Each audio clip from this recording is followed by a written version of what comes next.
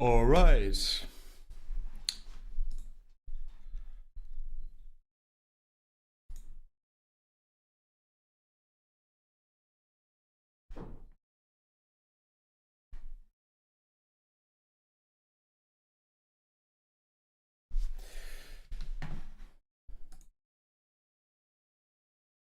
Okay, so let's start. For the third time, we are gonna read the third paper.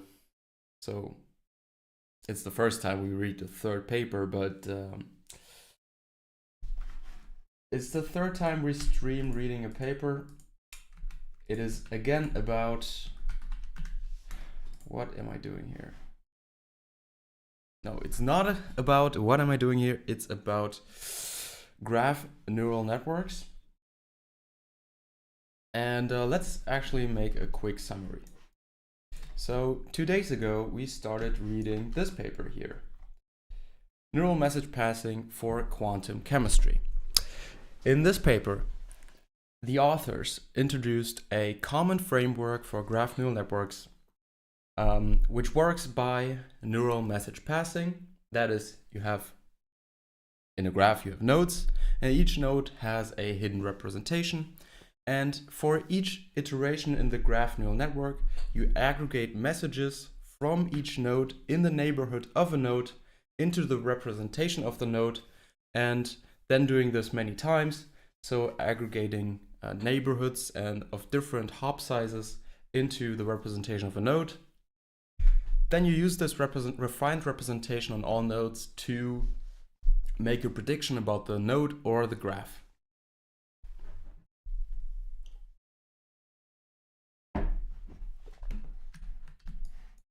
Okay, so you have this idea of neural message passing.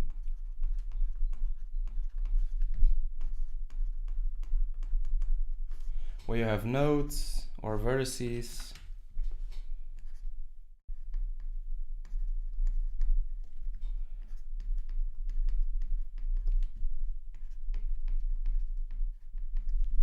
boom, boom, boom.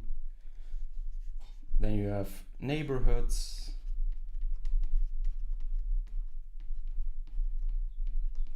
which are connected vertices through edges.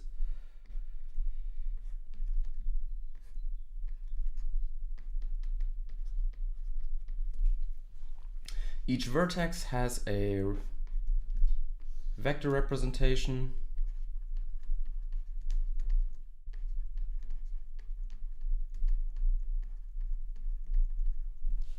And in each iteration in the graph, you pass messages from the neighbors into the node and back if it's not directed. And then you refine these representations. And you do this by having a message function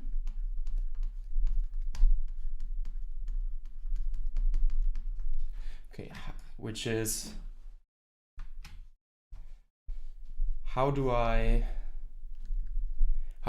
aggregate the representations of the nodes in the neighborhood into a message. Nodes in the neighborhood.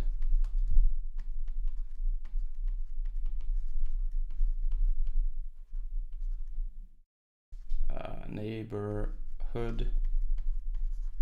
So, for example, you sum them together.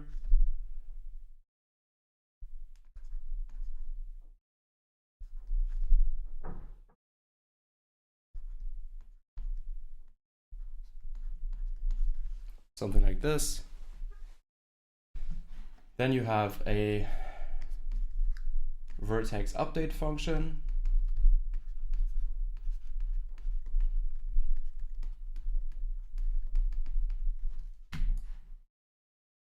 Which updates the nodes.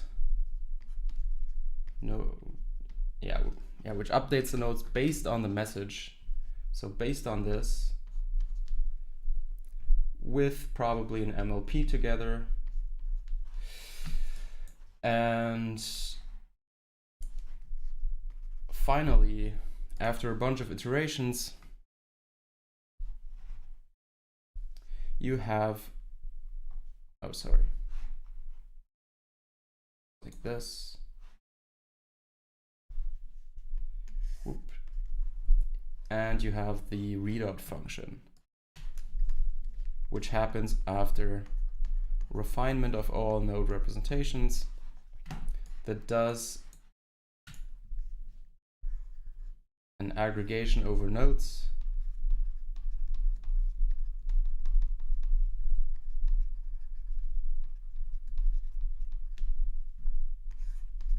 into a graph embedding.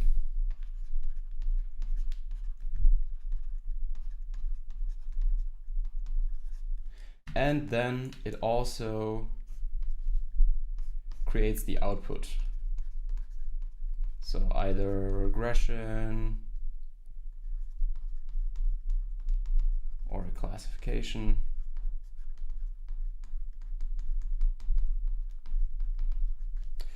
All right, and this was essentially, in summary, the paper. Good morning, sir. How are you doing? I'm trying to summarize more or less for myself what the two papers yesterday and the day before were, and I'm also trying to read another one, which is the successor of the ones I read yesterday. Okay.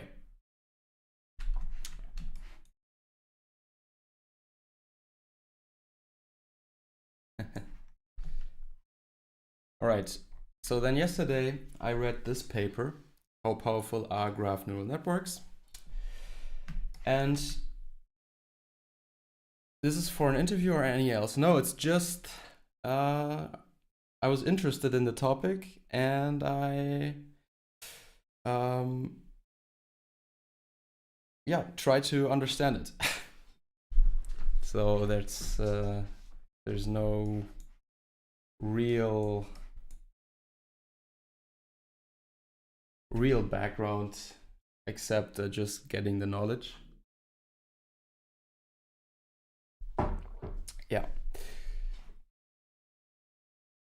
Yeah, thank you. Right, so this paper which was a successor to the first one we read. You're working on issues. What kind of issues are you working on?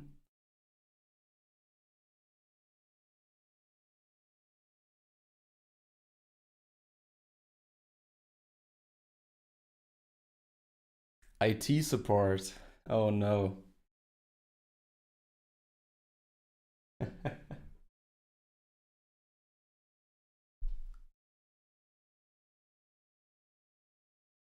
Broken laptops, or what are you doing? Oh, okay.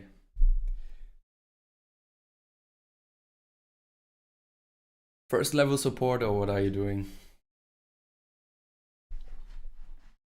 Oh, dev issues, okay. Yeah, then good luck. Good luck in doing so. Okay. So, then yesterday we were reading about this paper, which was trying to make statements about how powerful or how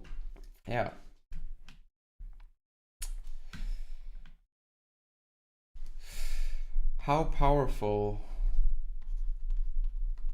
or the representative power, I think they were calling it. Representative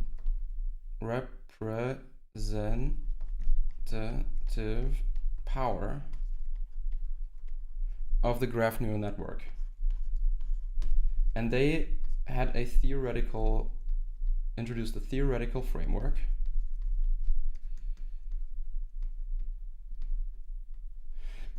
which was using the concept of a multiset. A multiset basically is a bunch of nodes that may or may not have the same representation. And then they were looking at pooling mechanisms, and they were saying, okay, for some things we need the sum pooling, which is good. The average pooling, and max pooling, which were not so good because they cannot distinguish between different multisets. So they were assessing this through the lens of a multiset. And they were saying, okay,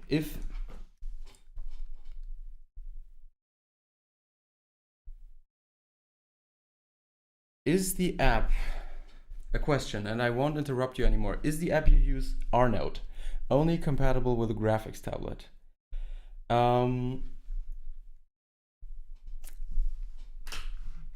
That is a good question. So I was just looking for something that works on Linux, where I can import PDFs and where I have an infinite canvas. You can write with the mouse like this. You can also just type. But I am not familiar with this app. So I downloaded it 3 days ago, actually. So up until now it works pretty good. So you can put text. It's very much like Excalibur, but a little bit more powerful and not in the browser. And so this I don't, okay. Yeah, so, but I'm also not very familiar with it. You can save them locally, these files, and yeah, import PDFs, and yeah, it's pretty neat. It's much like OneNote, the Office app, but of course on Linux I don't really have the option to use that. And yeah.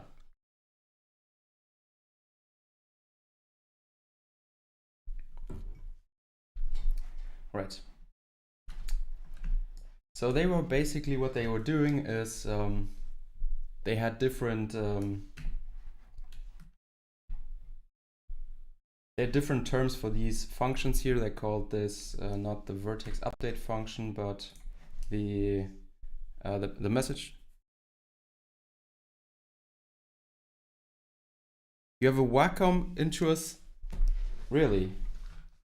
I think, I don't really know which I have. Yeah, it's also Wacom Intuos. Yeah, maybe you should open it someday. The thing is, maybe I'm pushing too hard on the pen because the tip of the pen wears off. I don't know, you can probably don't see it, but you can yeah, so I don't know if you can rebuy these pens or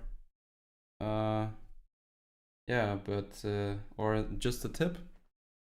But these seem to wear off, at least the way, when using it the way I'm using it. But maybe I'm using it the wrong way and pushing too hard. I don't know. Yeah, I find it really nice because you have this infinite canvas.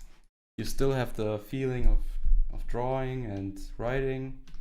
It's not the same as writing on paper, of course, but good enough. Okay, so they were calling this, I think, it's better than paper. Ah, it's different. It's very different. You have to get used to it. Yeah, it's, you have infinite paper, yeah, but the feeling is not the same. The feeling is not the same.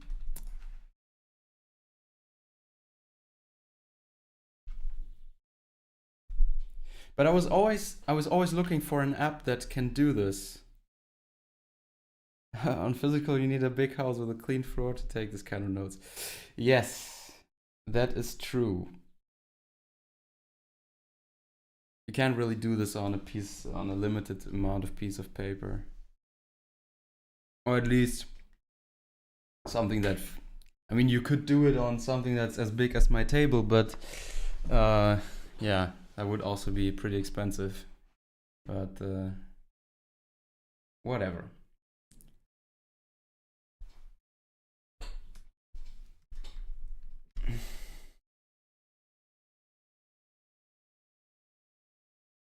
Continue learning, bro. Yeah. Yeah, thanks. Good luck with your IT support. All right, so in the second paper, they were calling this, I think, the aggregate function. And this is basically the same thing. And the vertex update, they were calling the combine function. I don't know why they didn't take the original terminology, but I think it's pretty much the same thing.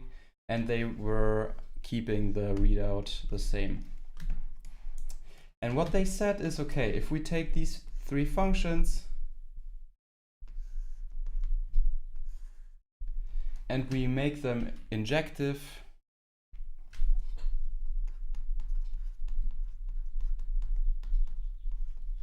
then we almost have a neural network that is graph isomorphism invariant. And almost.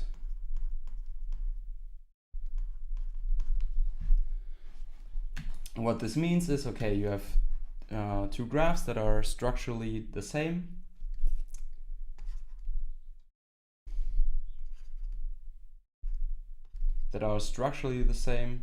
Let's say this is that, and you put them through the neural network.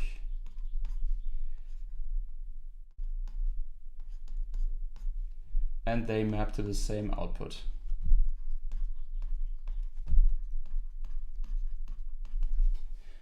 And what this also means is that if you have two graphs that are not the same,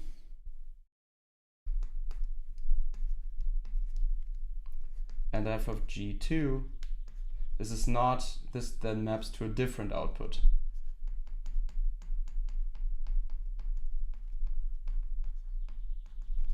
So this is with respect to structure or topology, if that's the right term, I don't know. And that's the summary of these two papers, I think. So from at least what I understand from it.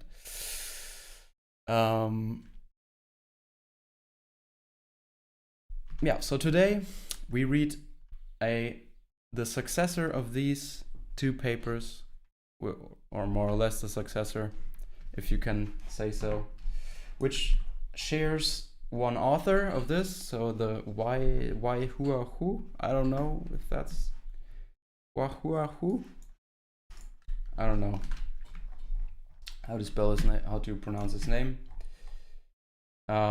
He also appears in this paper, which is called Strategies for Pre-training Graph Neural Networks. Because the thing they left open in this paper here is, what about edge features? And I think I don't know if they mention it explicitly, but I think they didn't put hidden representations on the edges. And I think this paper, the next one, now looks at this as well, but not only at this, probably. Okay, so let's start with the usual thing by reading the abstract, the introduction, and looking at the structure, at the titles, the subsection titles, and the conclusion first.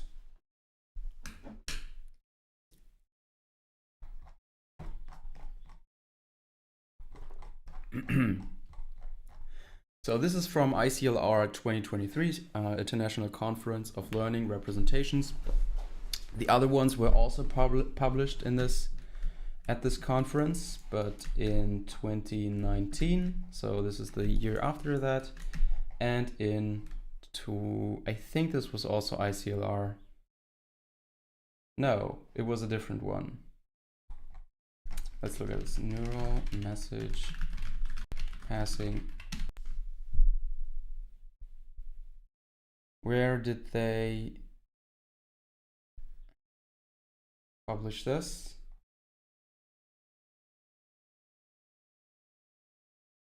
Yeah, okay, it was International Conference on Machine Learning, so a different conference. But okay. Let's go here. So let's start reading the abstract. Many applications of machine learning require a model to make accurate predictions on test examples that are distributionally different from training ones, while task-specific labels are scarce during training.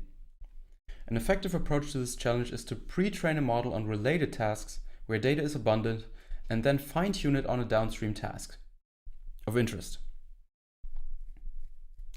While pre-training has been effective in many language and vision domains, it remains an open question how to effectively use pre-training on graph datasets.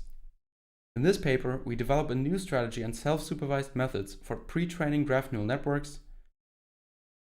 The key to the success of our strategy is to pre-train an expressive GNN at the level of individual nodes as well as entire graphs, so that the GNN can learn useful local and global representations simultaneously. We systematically study pre-training on multiple graphs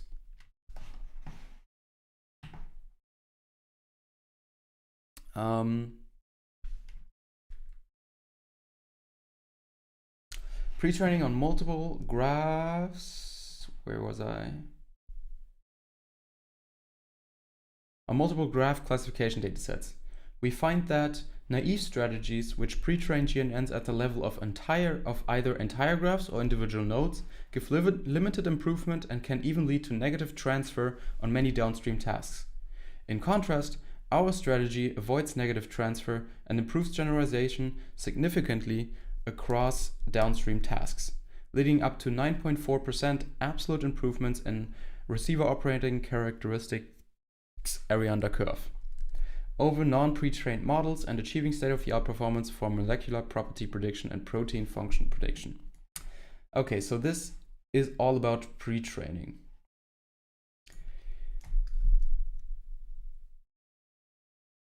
So this is more like, this is application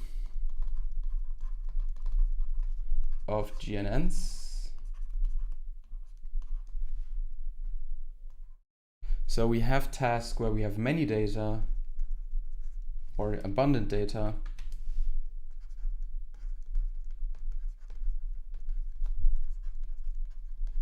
And we have tasks where we have scarce data. And the idea of pre-training is to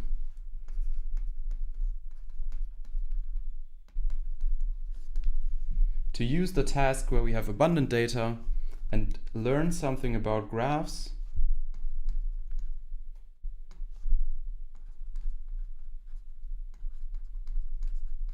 and then use that knowledge to fine-tune on the scarce data task. And they will now introduce probably a framework for pre-training.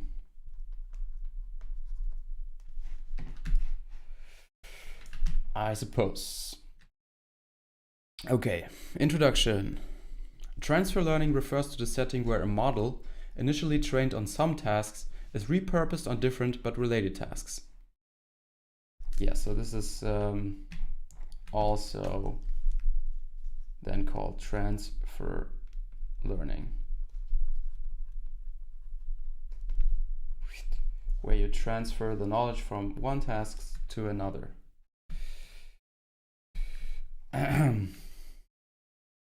Deep transfer learning has been immensely successful in computer vision and natural language processing. Despite being an effective approach to transfer learning, few studies have generalized pre-training to graph data. Pre-training has the potential to provide an attractive solution to the following two fundamental challenges with learning on graph datasets. First, task-specific labeled data can be extremely scarce. This problem is exacerbated in important graph datasets from scientific domains, such as chemistry and biology, where data labeling, example given, biological experiments in a wet laboratory, is resource and time intensive. Second, graph data from real-world applications often contain out-of-distribution samples, meaning that graphs in the training set are structurally very different from graphs in the test set, which is obviously a problem for learning graphs, for machine learning in general. Out-of-distribution prediction is common in real-world graph datasets. For example, when one wants to predict chemical properties of a brand new, just synthesized molecule, which is different from all molecules synthesized so far, and thereby different from all molecules in a training set. However, pre-training on graph datasets remains a hard challenge. Several key studies have shown that successful transfer learning is not only a matter of increasing the number of labeled pre-training datasets that are from the same domain as the downstream task. Instead, it requires substantial domain expertise to carefully select examples and target labels that are correlated with the downstream task of interest. Otherwise, the transfer of knowledge from related pre-training tasks to a new downstream task can harm generalization, which is known as negative transfer, and significantly limits the applicability and reliability of pre-trained models. So there is a possibility that pre-training is bad. Present work. Here, we focus on pre-training as an approach to transfer learning in graph neural networks. For graph-level property prediction, our work presents two key contributions. One, we conduct the first systematic large-scale investigation of strategies for pre-training GNNs. For that, we build two large new pre-training datasets, which we share with the community. A chemistry dataset with 2 million graphs and a biology dataset with 395,000 graphs. Okay, so this is also one of the key contributions, which is a pre-training dataset.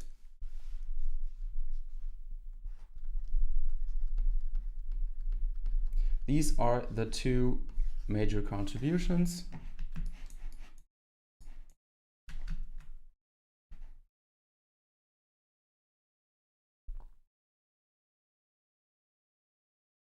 We also show that large domain-specific datasets are crucial to investigate pre-training and that existing downstream benchmark datasets are too small to evaluate models in a statistically reliable way.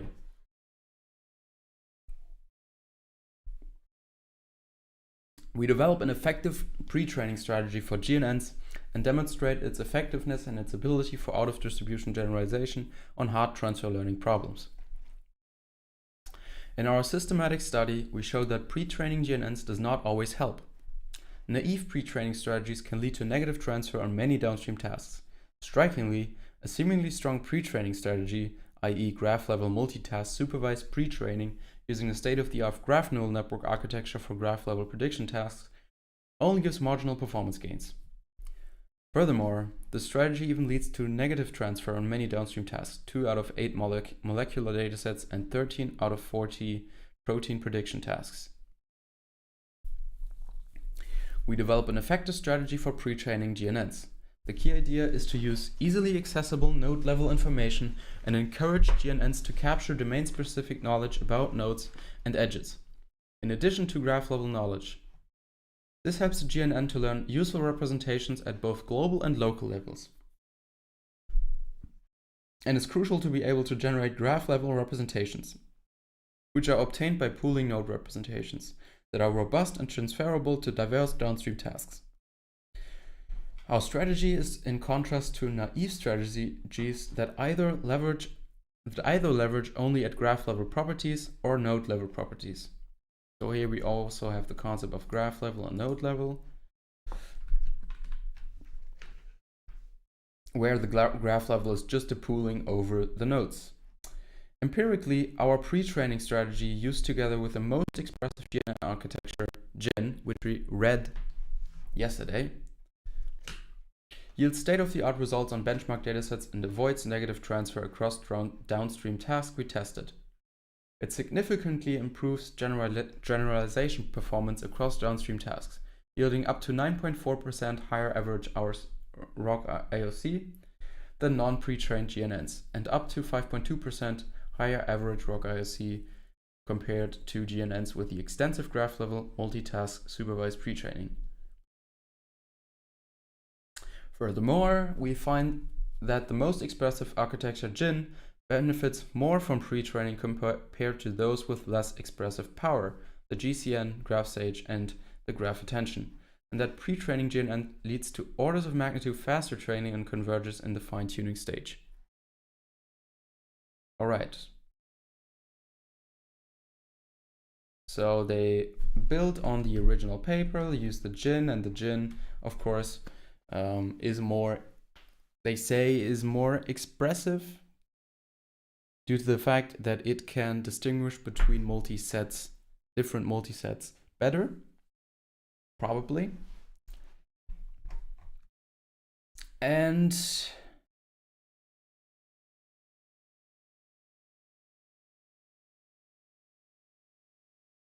they pre-train it on a task and then test it on a downstream task. And I'm interested in seeing how well this works. So how is this structured in the following? So 2 preliminaries of graph neural networks is pretty much the same as we saw in this paper. Preliminaries, yeah, it's almost the same. Did they copy this? Wait, we begin by summarizing.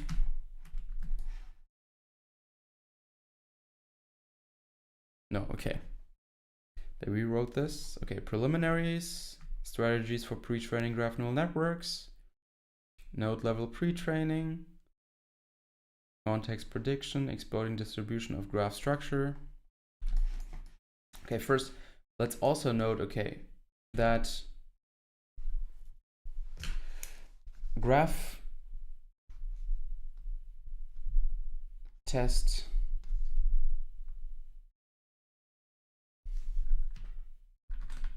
so out of distribution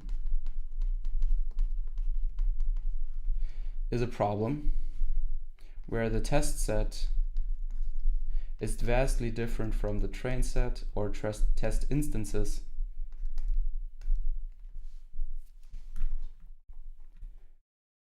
For example, okay, here's the train set, and here is the test set, and all those samples, they're completely out of distribution. And it's very hard to generalize on this. Hard to generalize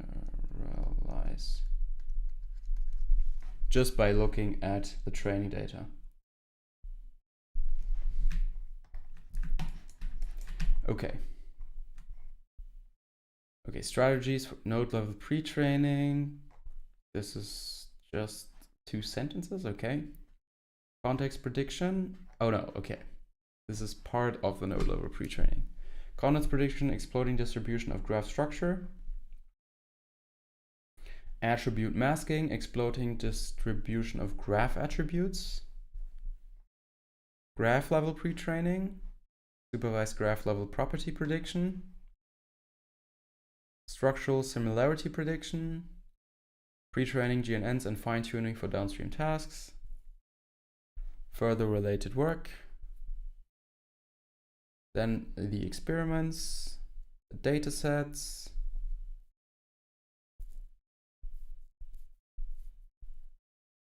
pre-training data sets, downstream classification data sets, data set splitting, the experimental setup, the architectures used, the pre-training strategy probably, and some results. Observation, their observation. Okay, this is actually very nice structured. I like this. Observation 1, 2, 3, 4, 5. I like this.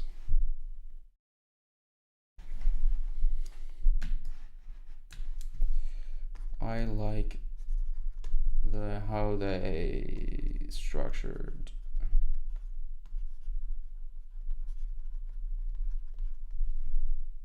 their results.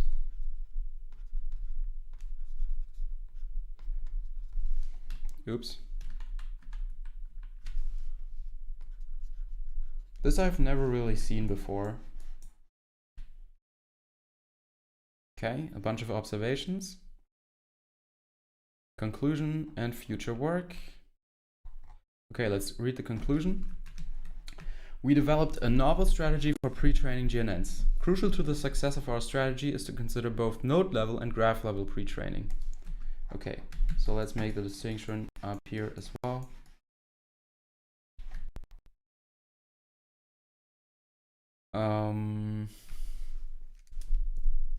So node level, graph level is getting messy, but okay.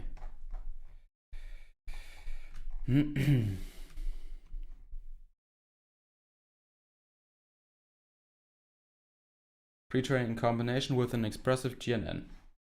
This ensures that node embeddings capture local neighborhood semantics that are pooled together to obtain meaningful graph level representations, which in turn are used for downstream tasks.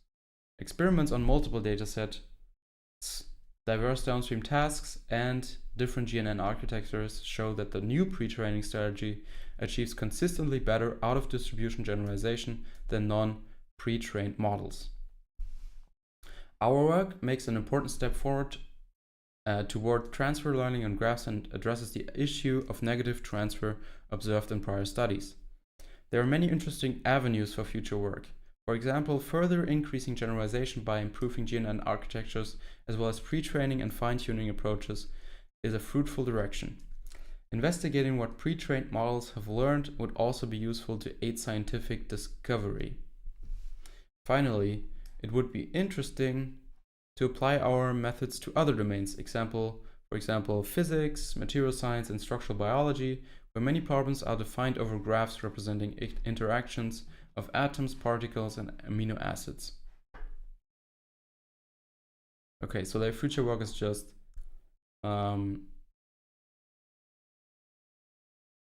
improving the architecture,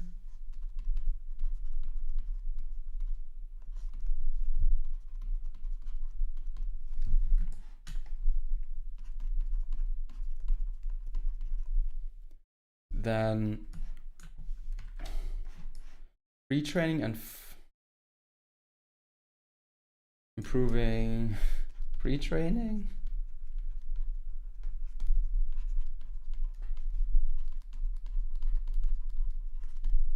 as well as applying to other fields. This to other fields. Okay. Let's look at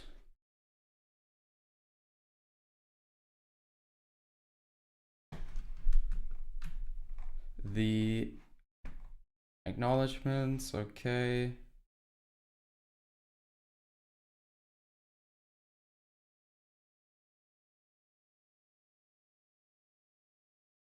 Chan Zuckerberg Biohub. What is that? Chan Zuckerberg Biohub.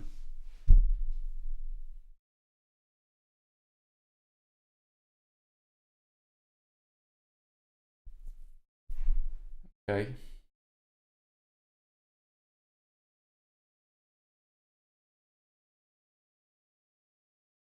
Wow. This is a research institute sponsored by Mark Zuckerberg.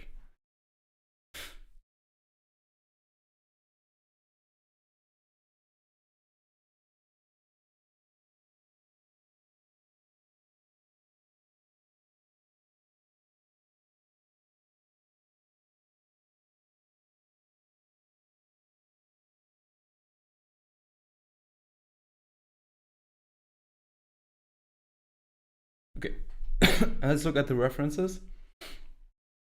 A database, gene ontology, tool for the unification of biology.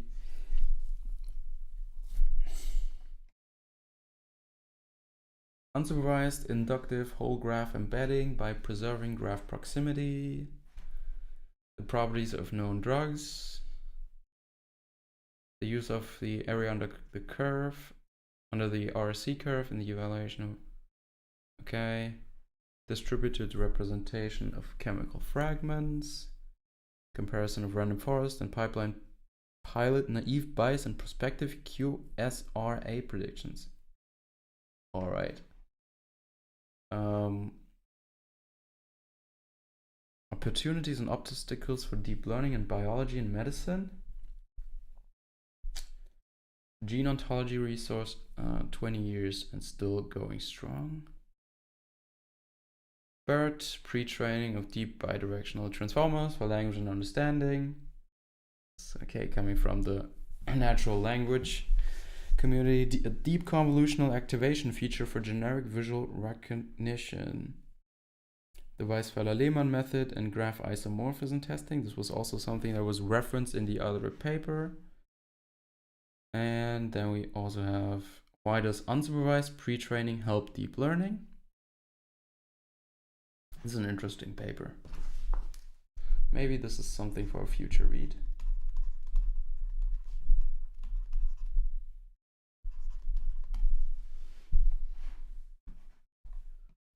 Fast graph representation learning with PyTorch geometric.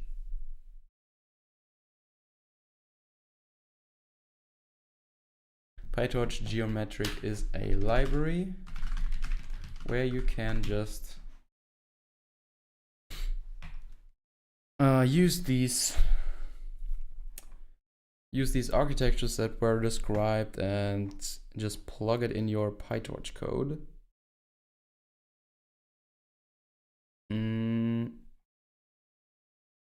Where was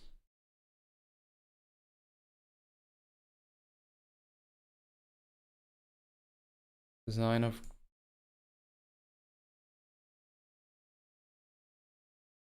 no, they had the contrib. Where are the layers? Transforms, utils, graph gem. Here,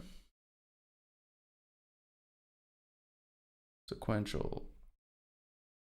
They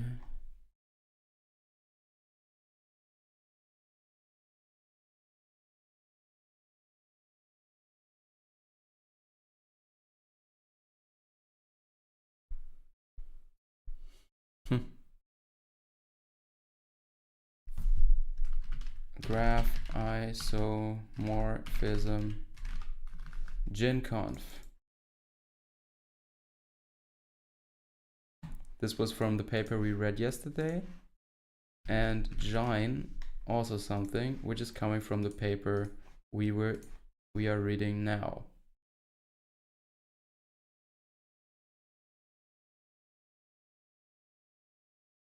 Wait. Is this linking to the wrong one? No.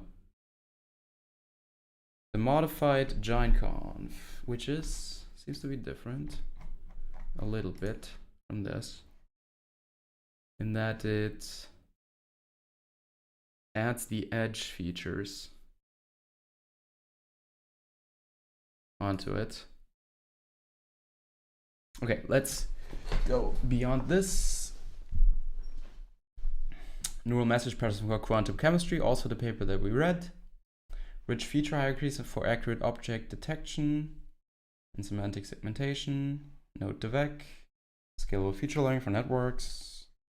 Inductive representation learning on large graphs.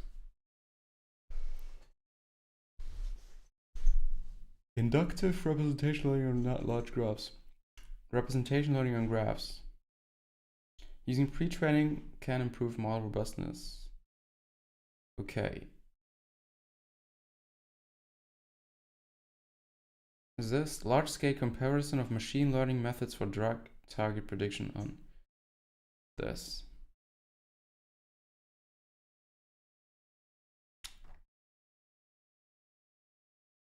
Distributed representation of words, allowing distributed representation of rooted subgraphs, retraining, survey on transfer learning, might also be interesting.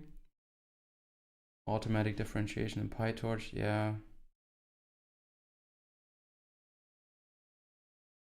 Online learning of social representations.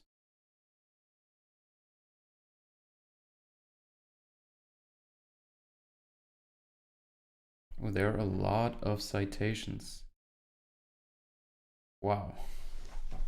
Okay, so I will grab a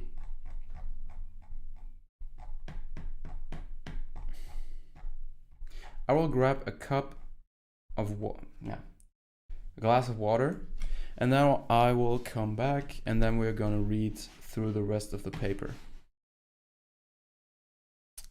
All right. Maybe also a tea.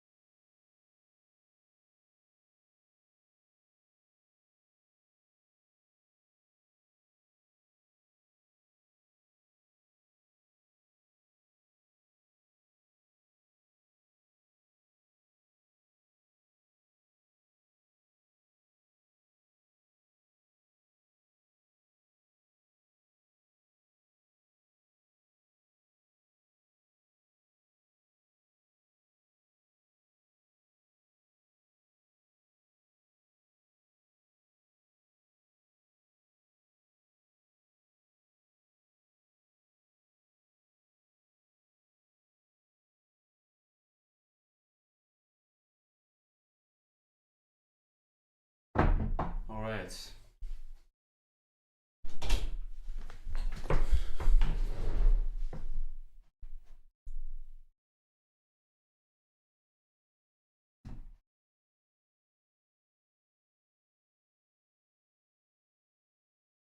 Hi chair, how are you?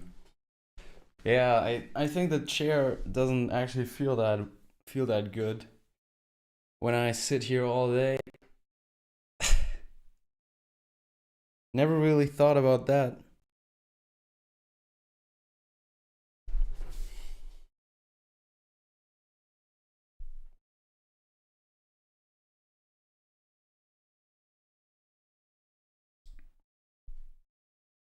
I mean, did you ever think about how your chair feels?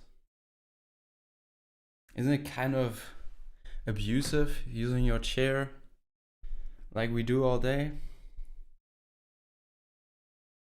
How does the chair feel? I never really asked that question.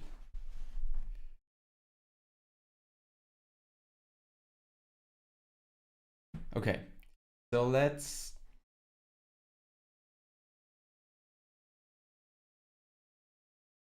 continue reading.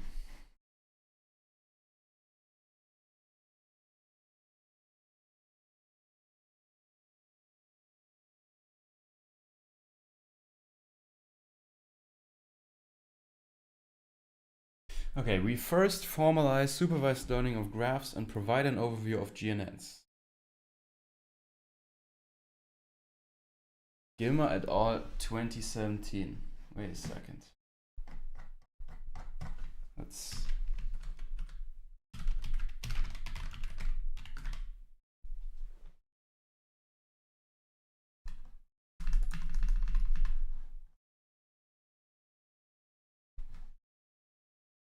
Neural message...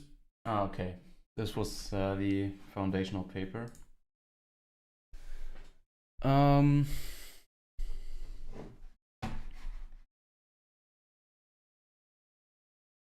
Wait. Did I scroll down? I did. Okay. We then briefly review methods for unsupervised graph representation learning. Supervised learning of graphs. Let the graph denote a graph with attributes x, v for the vertex in the set of vertices, and edge attributes. So this is the thing. We now have edge attributes, which was not previously considered in the GIN. So they will probably extend the GIN with edges.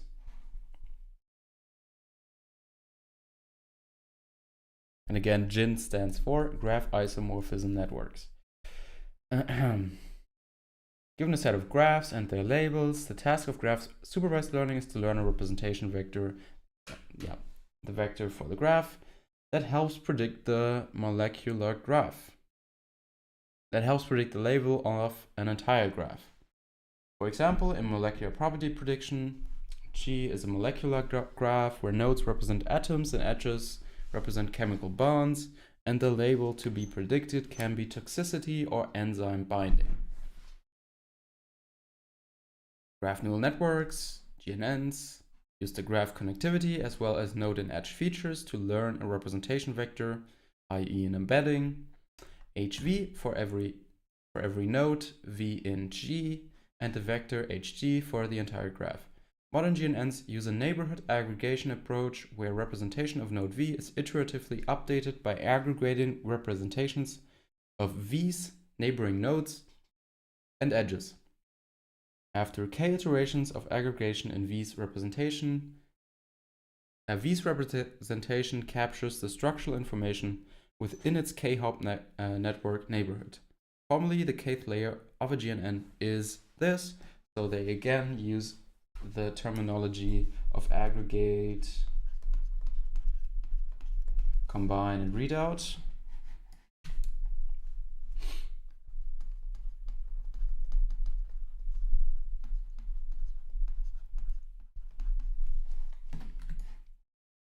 So aggregate goes through all of the nodes, looks at the neighborhood, looks at the representation of the neighbors and the edges, puts them together.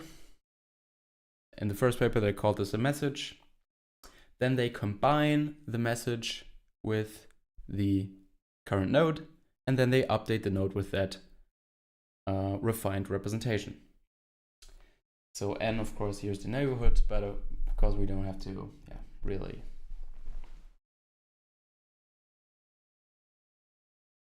Right. Graph representation learning. To obtain the entire graph's representation, the readout function pulls node features for the final iteration k. So we use the final representation, we somehow pull them together. So all of the node representations for all of the nodes, we get the representation at the kth iteration and then pull them together. Readout is a permutation invariant function. That is, if we rearrange the nodes in the set, it gets to the same output, such as averaging or a more sophisticated graph level pooling function. 3. Strategies for pre-training graph neural networks. At the technical core of our pre-training strategy is the notion of to pre-train a GNN both at the level of individual nodes as well as entire graphs. This notion encourages the GNN to capture domain-specific semantics at both levels, as illustrated in Figure 1.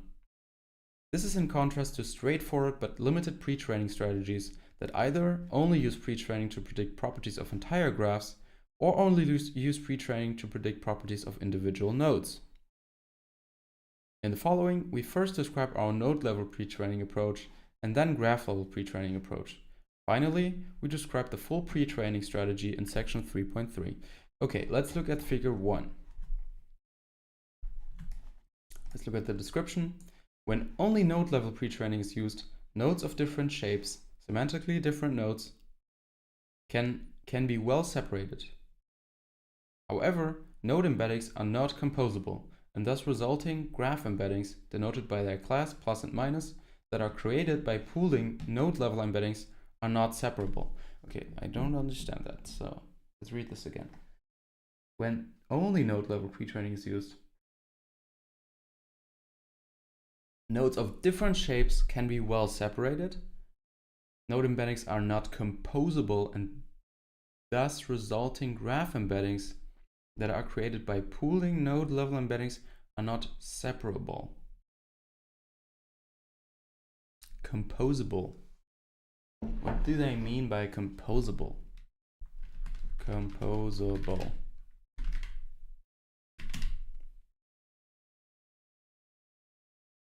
Applying one function to the result of another. They are not composable. Okay, I don't understand that now, at the moment. What does it mean for node embeddings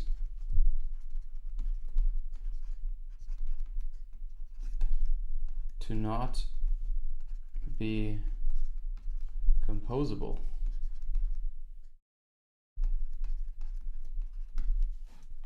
Okay. So A2, with graph level pre-training only, graph embeddings are well separated. However, the embeddings of individual nodes do not necessarily capture their domain-specific semantics. High-quality node embeddings are, so the third one, high-quality node embeddings are such that nodes of different types are well separated, while at the same time the embedding space is also composable. What does that mean? Composable. This allows for accurate and robust representations of entire graphs and enables robust transfer of pre-trained models to a variety of downstream tasks. So how we have node level and graph level pre-training, and they interact.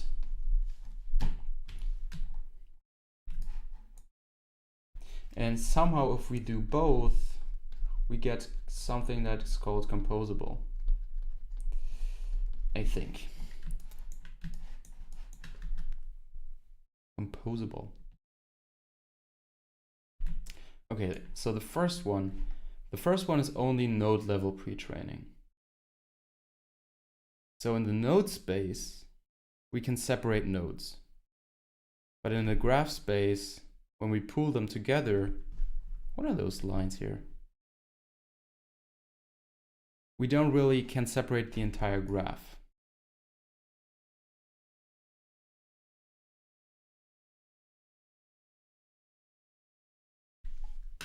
Interesting.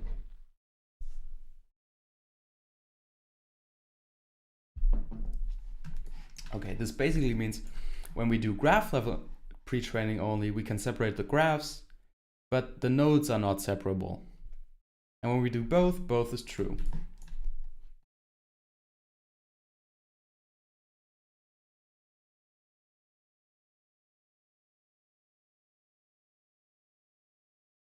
This is interesting.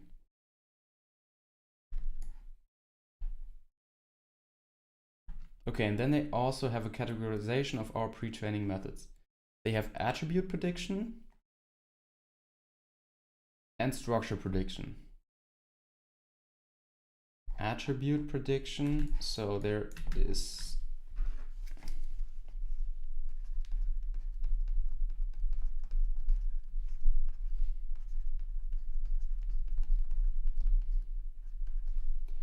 structure prediction.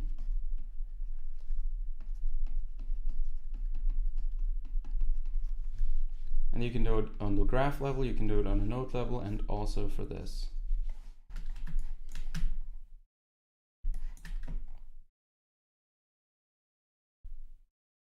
Context prediction, attribute masking. So this would be context prediction. No.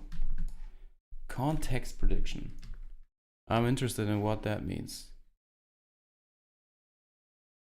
Let's see. Okay, we looked at this. Let's try to further read this. Where was it? Okay. Okay, node level pre-training. For node level pre-training of GNNs,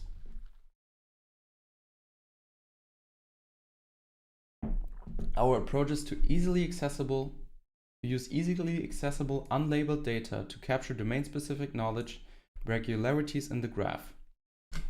So unsupervised is the big thing here, right? Unsupervised or unlabeled.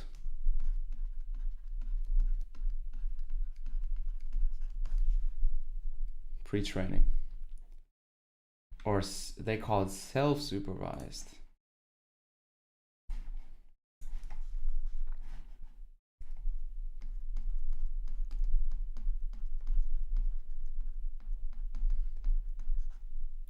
And they use for the node level a self-supervised method that is either context prediction or attribute masking.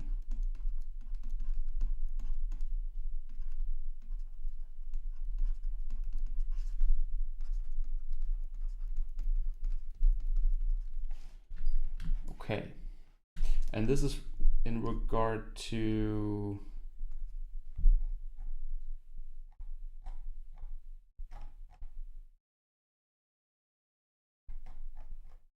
the structure,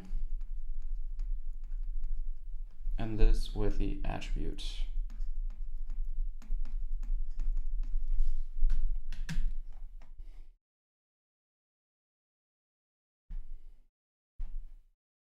Okay. Okay, the input graph here is a molecule. Let's read the text here for the figure. Illustration of our node level methods. Context prediction and attribute masking for pre-training GNNs. A, which is this. In context prediction, the subgraph is a k-hop neighborhood around a selected center node. Here k is the number of GNN layers and is set to 2 in the figure. Okay, so every node that is 2 hops from one node. The context is defined as the surrounding graph structure that is between R1 and R2 hop from the center node, where we use R1 is equal to 1 and R2 is equal to 4.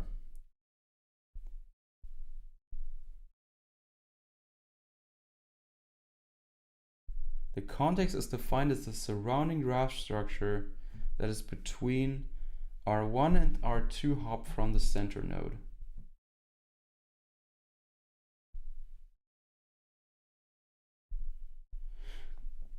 Okay. How do they then train it? In attribute masking, the input node edge attributes, atom type in the molecular graph are randomly masked.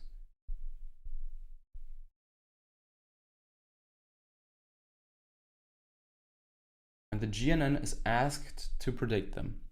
Okay, this is very similar to how you do pre-training in or self-supervised learning in natural language. You mask out tokens, and then you predict those tokens from the surrounding context. And here they are masking out attributes. So they mask out nodes, for example, and then they try to predict those nodes from the graph embedding. So mask out nodes,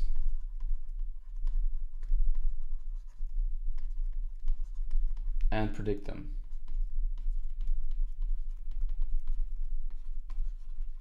Using the rest of the graph. And context graph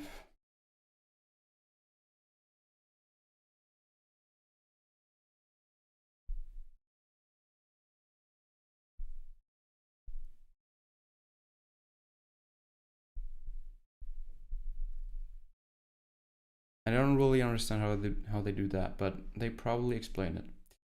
Okay, in context prediction, we use subgraphs to predict their surrounding graph structures. Our goal is to pre-train a GNN so that it maps nodes appearing in similar structural contexts to nearby embeddings. Neighborhood and context graphs. For every node V, we define V's neighborhood and context graphs as follows. K-hop neighborhood of V contains all nodes and edges that are at most k hops away from V in the graph. This is motivated by the fact that a k-layer GNN aggregates information across the kth order neighborhood of V, and thus node embedding HVK depends on nodes that are at most k hops away from V. Okay. We define context graph of node V as graph structure that surrounds V's neighborhood. The context graph is described by two parameters, R1 and R2, and it represents a subgraph that is between R1 hops and R2 hops away from V, i.e. it is a ring of width R2 minus R1. Okay? Examples of neighborhood and context graphs are shown in figure 2. We require R1 to be less than K, so that some nodes are shared between the neighborhood and the context graph. And we refer to those nodes as context anchor nodes. These anchor nodes provide information about how the neighborhood and context graphs are connected with each other. Okay, encoding context into a fixed vector using an auxiliary GNN. Directly predicting the context graph is intractable due to the combinatorial nature of graphs. This is different from natural language processing, where words come from a fixed and finite vocabulary. To enable context prediction, we encode context graph as fixed length vectors. To this end, we use an auxiliary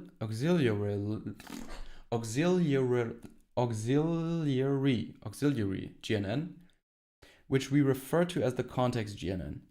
As depicted in figure 2a, we first apply the context GNN denoted as GNN prime in figure 2a to obtain node embeddings in the context graph.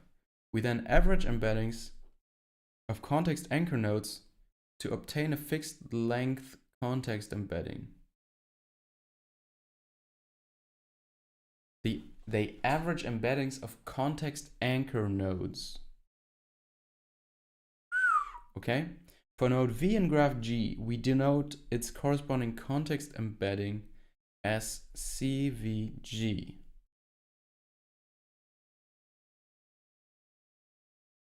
Okay.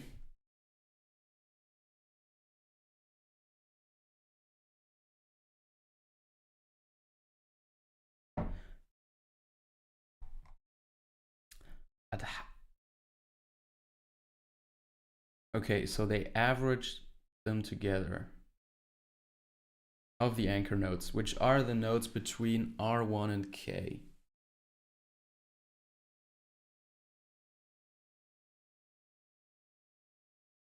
Why do they average them? Why average them?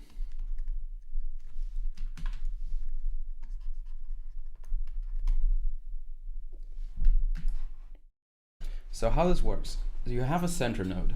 Let's make this orange.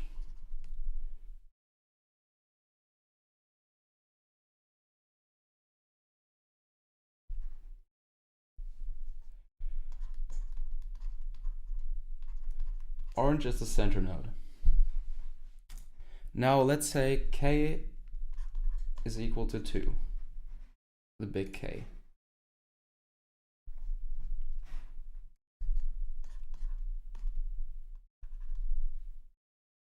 So we now have a node, another node, another node, another node. Oops.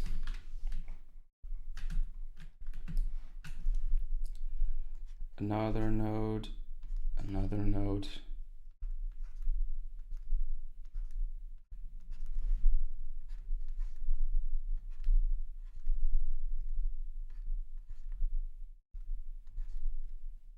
Okay.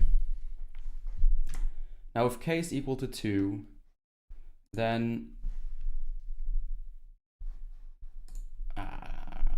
okay, let's add some nodes.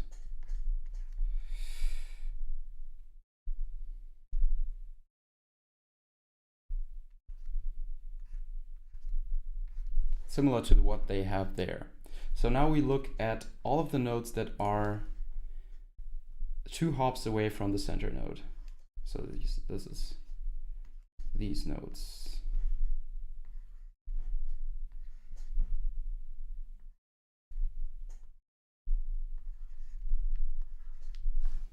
Okay.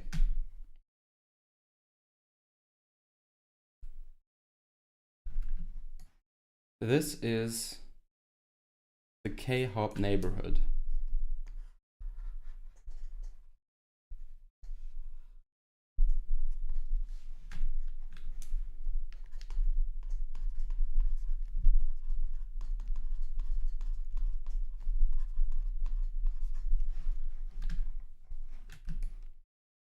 Now we have R1 and R2. Let's say, okay, R1 is equal to 1 and R2 is equal to 3. Let's use a different color for R3.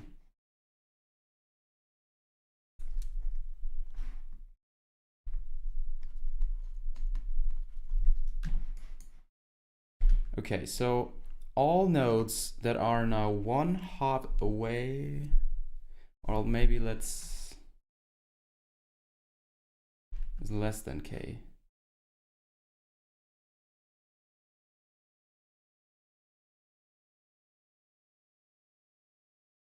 Do we set k to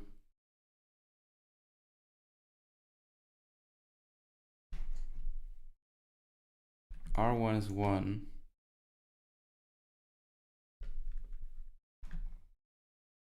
And R2 is 3. Okay.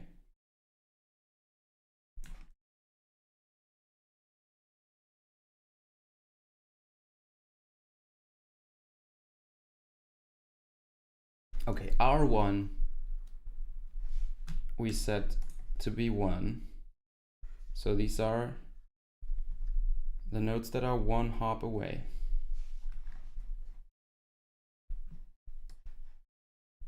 And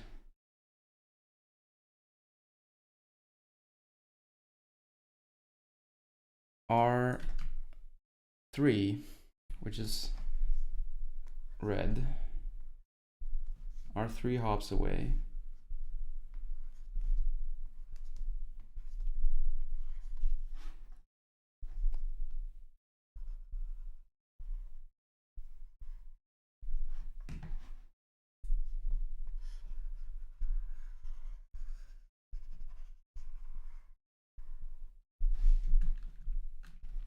Okay.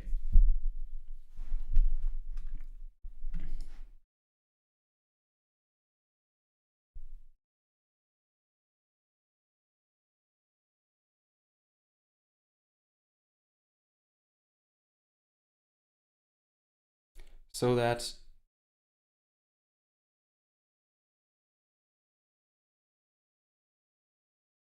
okay, we define context graph of node V as graph structure that surrounds V's neighborhood.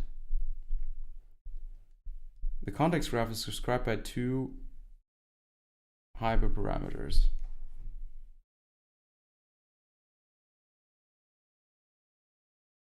But the context graph are now multiple graphs, right? So they may not be connected. So this here is one context graph.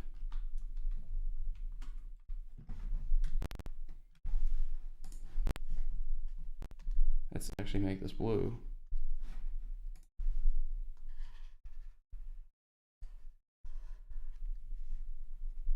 This is one context graph.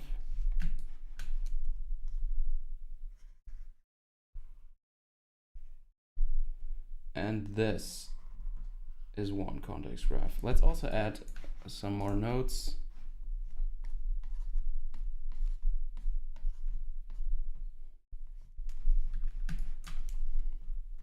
So all of this here is out of context, right?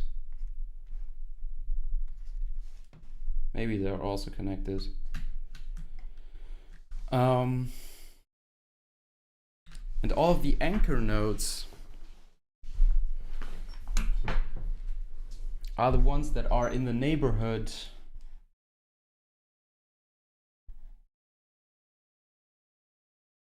context anchor nodes that are shared between the neighborhood and the context graph. Okay, so blue, we now look for. The anchor is context anchor nodes.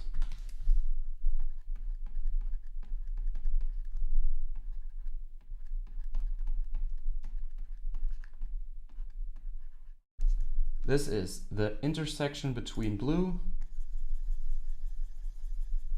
which is the context, and green. Right? So all of these nodes here. This.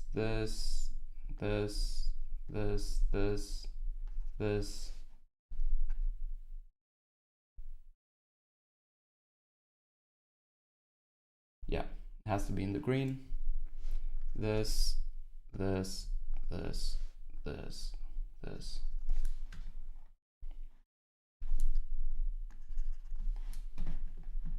All right, and then they average, they feed the context graph, they feed them through a GNN,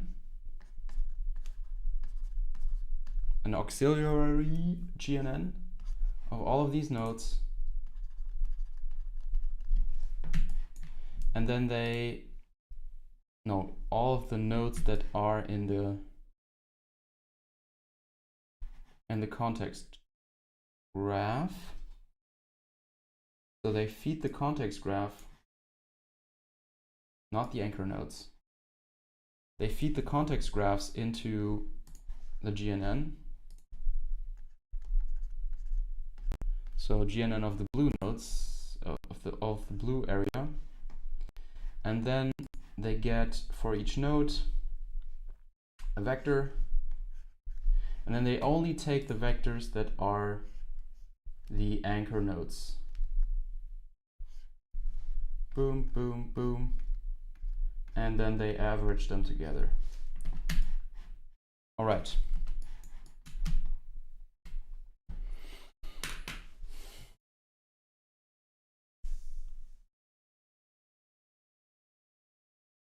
And these anchor nodes provide information about how the neighborhood and context graphs are connected with each other.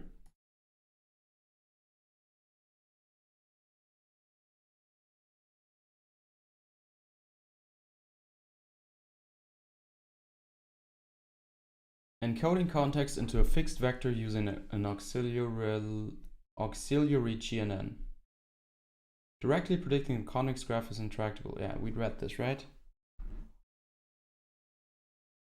What we said, we then average embeddings of context anchor nodes to obtain a fixed length context embedding. For node V in graph G, we denote its corresponding context embedding as CVG, learning via negative sampling. So this is where we are. We then use negative sampling to jointly learn the main GNN and the context GNN. The main GNN encodes neighborhoods to obtain node embeddings. The context GNN encodes context graphs to obtain context embeddings. In particular, the learning objective of context prediction is a binary classification of whether a particular neighborhood and a particular context graph belong to the same node. Okay. So then you have context graphs and neighborhoods. Your set of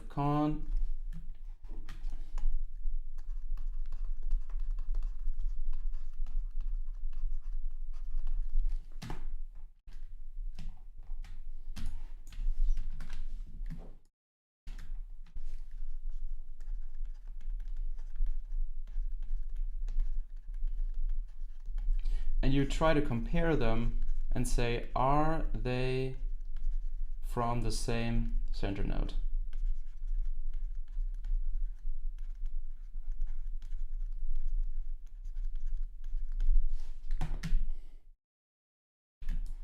And if yes, they should be classified as 1 and otherwise 0, or as close to 1. Where probably as, oh, how are you? Yeah,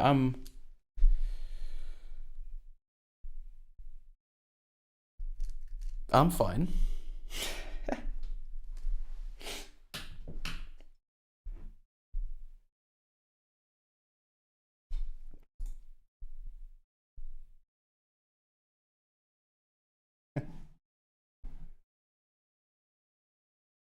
Okay, we either let v prime is equal to v and g prime is equal to g. Don't drink a lot of tea, bro.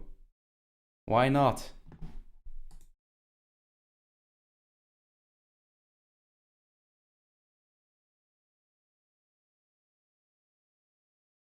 What's wrong with tea?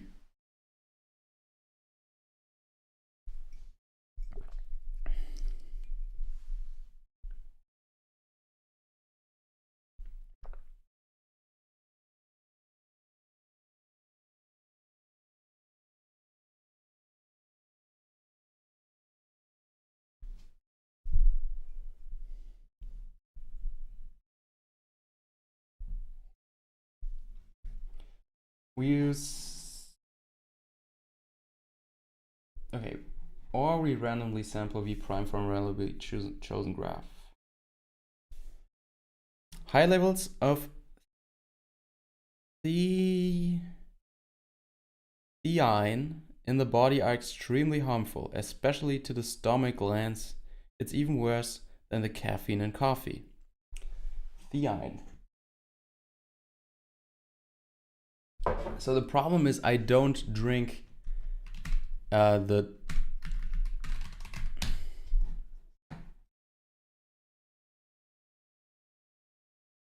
theine.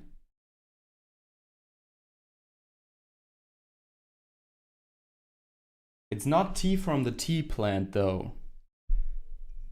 It's peppermint.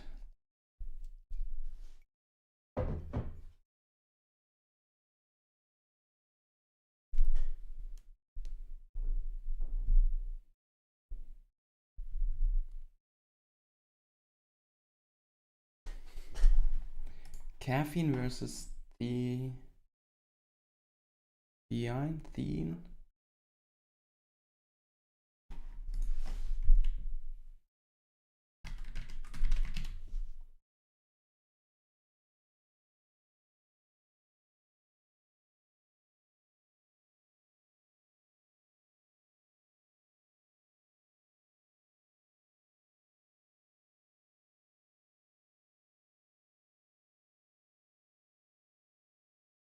Is it the same as caffeine?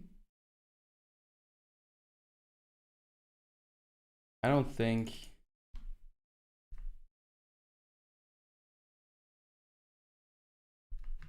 But this tea doesn't have any.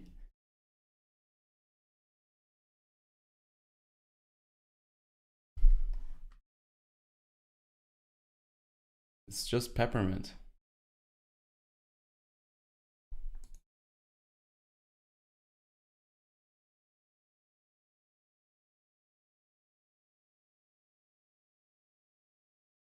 So it's no real T if you want so. And, yeah. All right.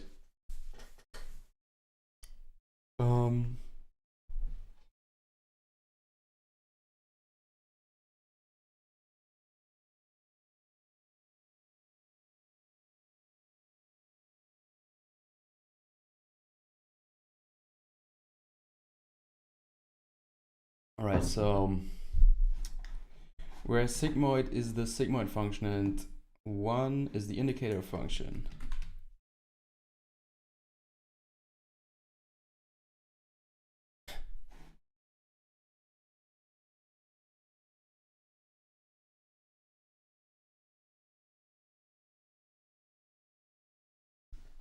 Yeah, caffeine. I'm also addicted to caffeine.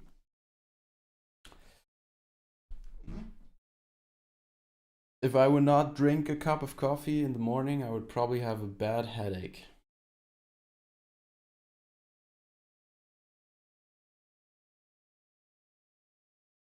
So, we use a negative sampling ratio of 1 negative pair per 1 positive pair, and use the negative log likelihood as the loss function. After pre-training, the main GNN is retained as our pre-trained model. Okay, I haven't had a Monster energy drink in several weeks, but I used to drink at least 1 a day. Okay. I think with Monster energy you also have some other problems, right? If you drink the one that actually contains sugar, then that's probably also not very healthy. But yeah.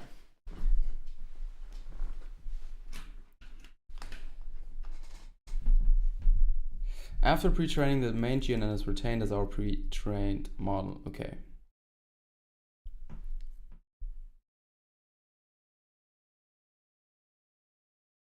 Attribute masking.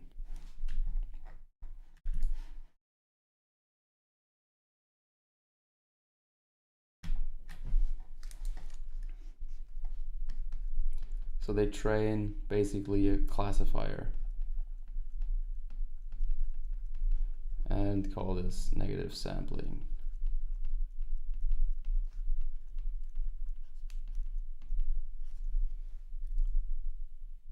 Not sugar, but a lot of sweetness. Yeah.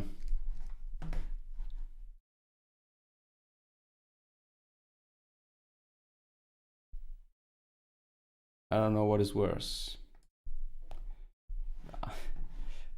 I don't know either. But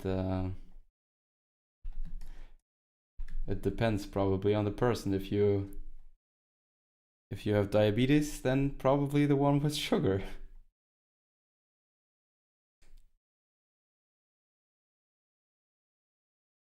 Okay.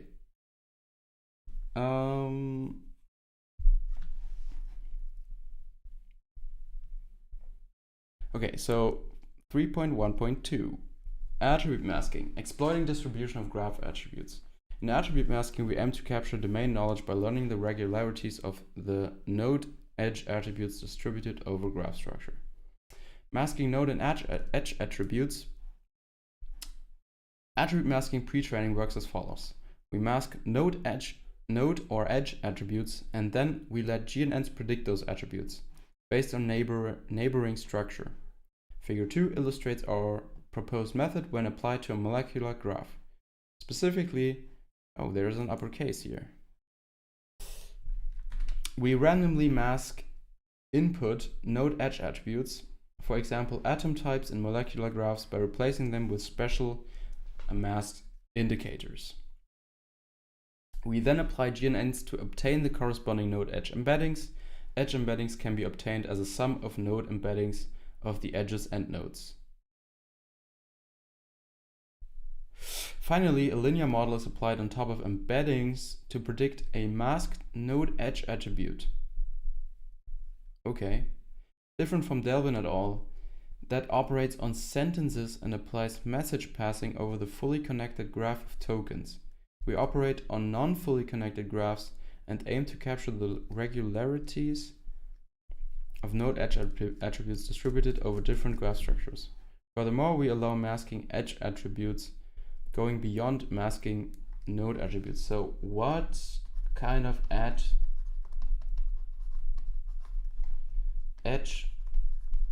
attributes do they use?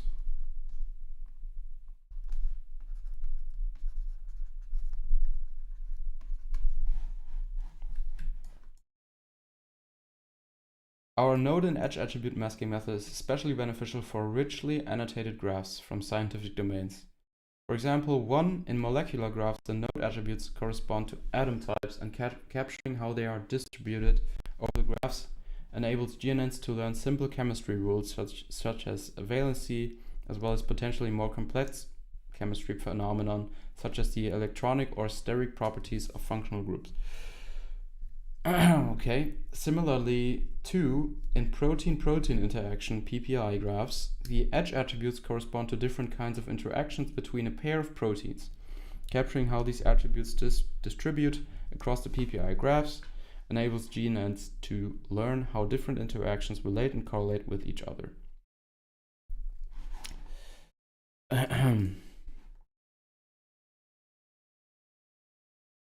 Okay.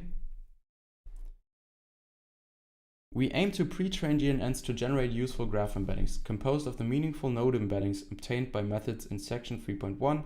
Our goal is to ensure both node and graph embeddings are of high quality so that graph embeddings are robust and transferable across downstream tasks.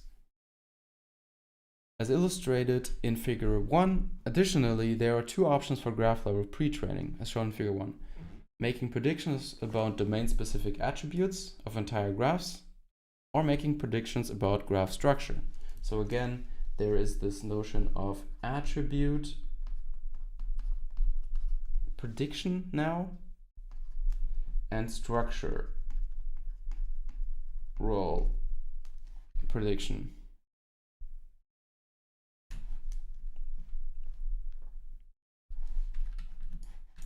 Which they also had up here.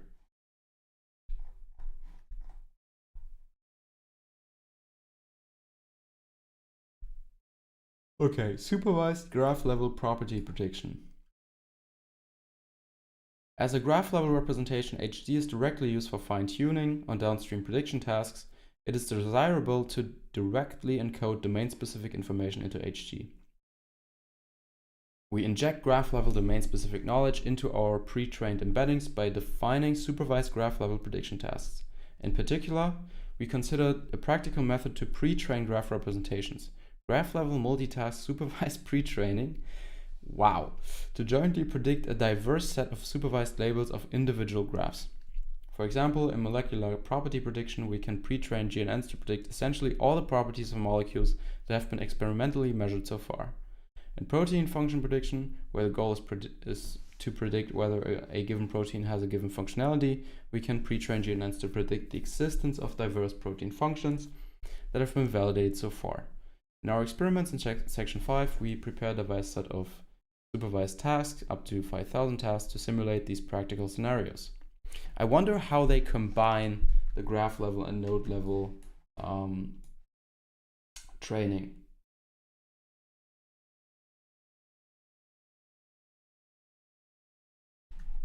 And also this was the GNN prime. And the GNN gets trained on the entire thing. Or no, it gets to only look at the neighborhood and predict the matrix, and then we do some pooling, and then we compare these two sigmoids.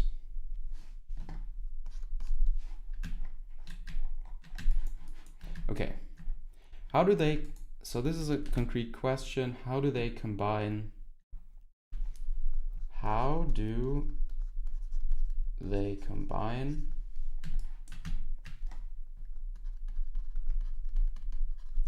node level and graph level pre-training?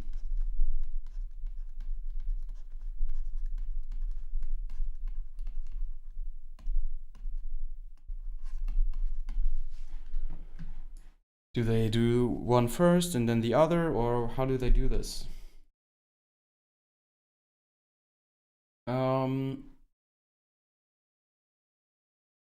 Further details of the supervised tasks and datasets are described in section 5.1 to jointly predict many graph properties, where each property corresponds to a binary classification task. We apply linear classifiers on top of graph representations. Reportedly naively performing the extensive multitask graph level pre-training alone can fail to give transferable graph level representations. As empirically demonstrated in section 5, this is because some supervised pre-training tasks might be unrelated to the downstream task of interest and can even hurt the downstream performance, negative transfer. One solution would be to select truly relevant supervised pre-training tasks and pre-train GNNs only on those tasks. However, such a solution is extremely costly since selecting the relevant tasks requires significant domain expertise and pre-training needs to be performed separately for different downstream tasks. To alleviate this issue, our key insight is that the multitask supervised pre-training only provides graph-level supervision. Thus, local node embeddings from which the graph-level embeddings are created may not be meaningful, as illustrated in figure 1a2. Such non-useful node embeddings can exacerbate the problem of negative transfer because many different pre-training tasks can more easily interfere with each other in the node embedding space.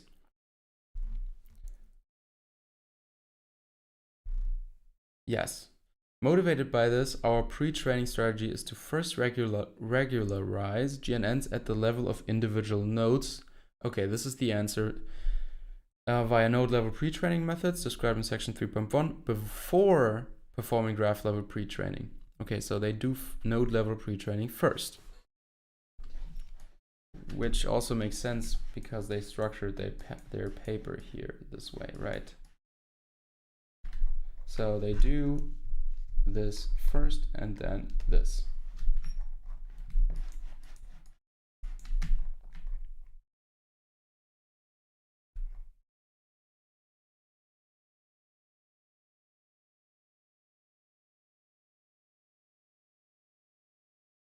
As we demonstrate empirically, the combined strategy produces much more transferable graph representations and robustly improves downstream performance without expert selection of supervised pre-training tasks.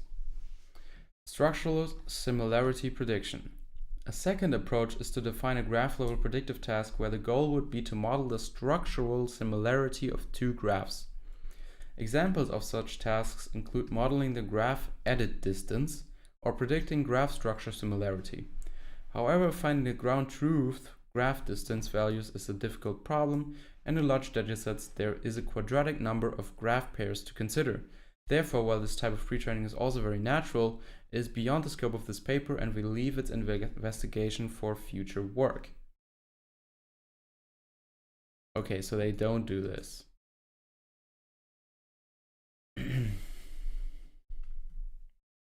So this is also future work. Where did I put it? Predict similarity between two graphs.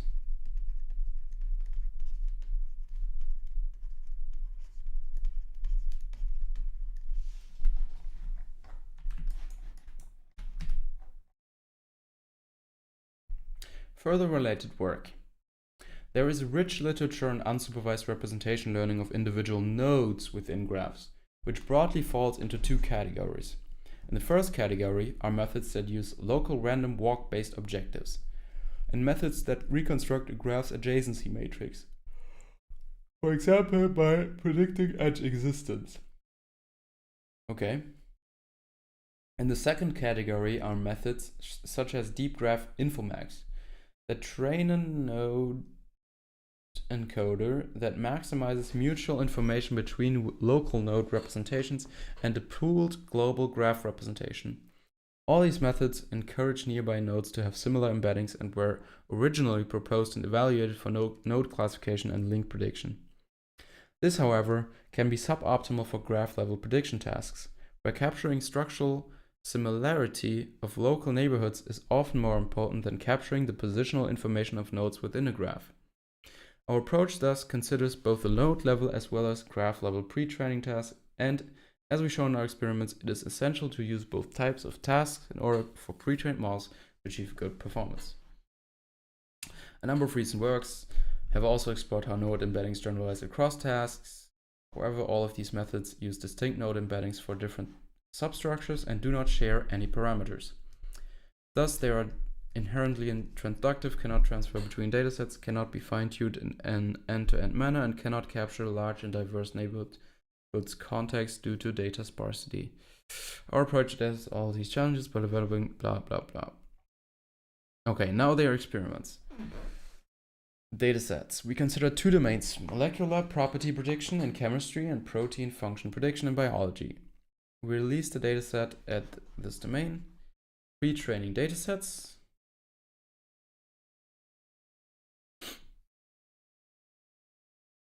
For the chemistry domain, we use 2 million unlabeled molecules sampled from the Zinc 15 database. For node level self-supervised training. So that is the context prediction and the attribute masking.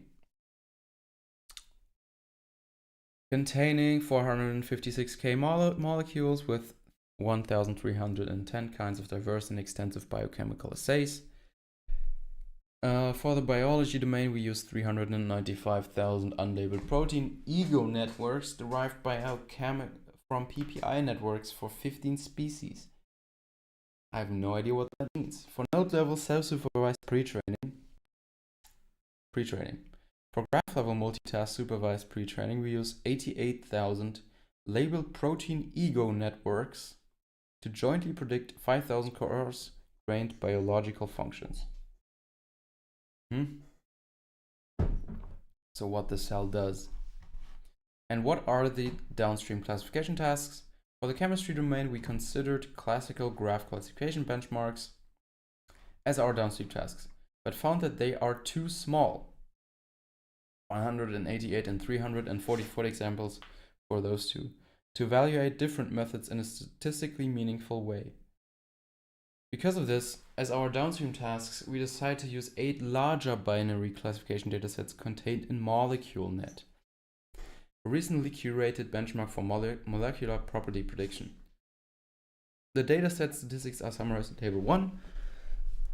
For the biology domain, we compose our PPI networks from ZITNIC, consisting of 88,000 proteins from 8 different species, where the subgraphs centered at a protein of interest are used to predict their biological functions. Our downstream task is to predict 40 fine-grained biological functions, and so on and so forth.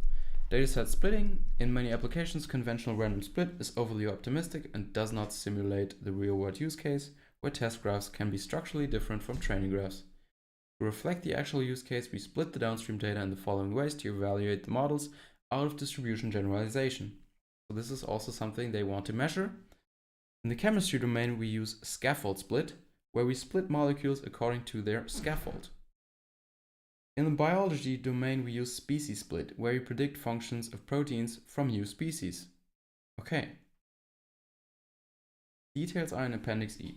Furthermore, to prevent data leakage, all test graphs used for performance evaluation are removed from the graph level supervised pre-training datasets. That is good. So if for some reason some molecules are duplicate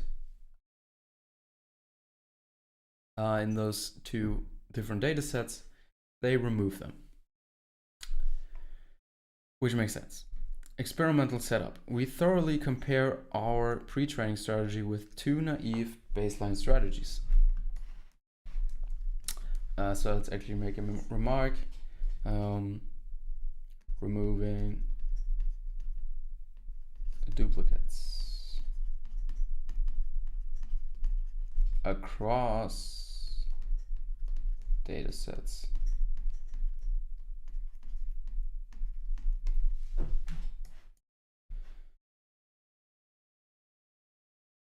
So now the GNN architectures they use. We mainly study graph isomorphism networks.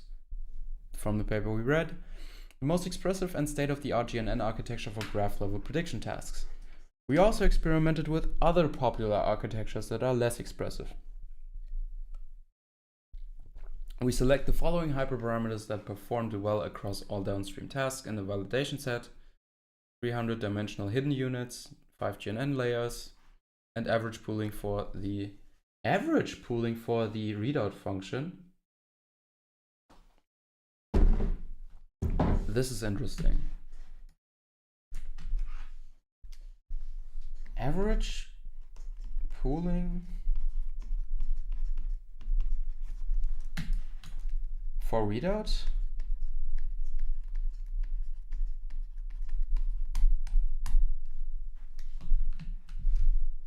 Non-injective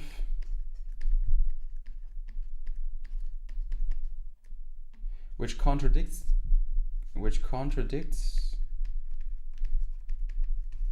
the previous paper, right?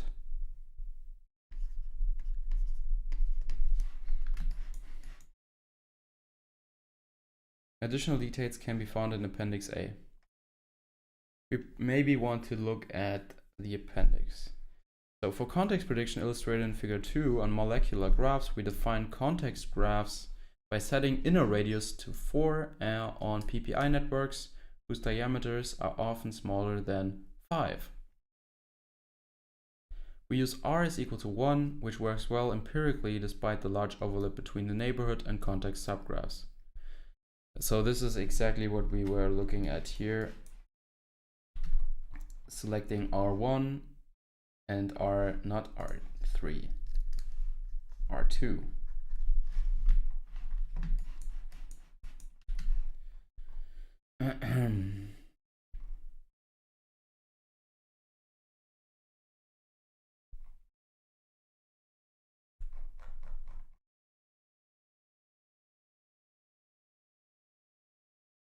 For both molecular and PPI graphs, we let outer radius is equal to R2 is equal to R1 plus 3. Okay, here they report the results. Let's look at this table. They have different data sets.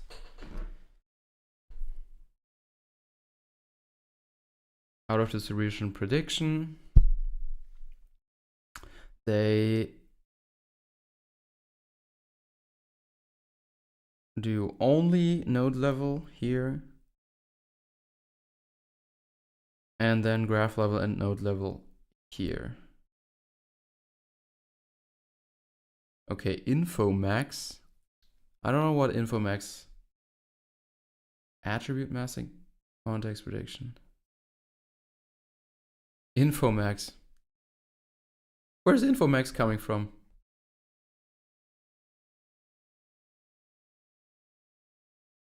And they achieve very good results.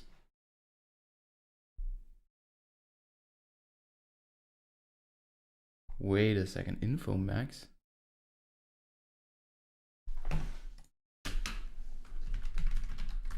What?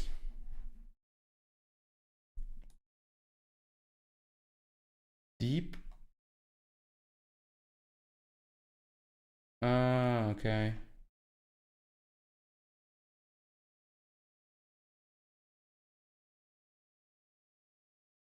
So, okay,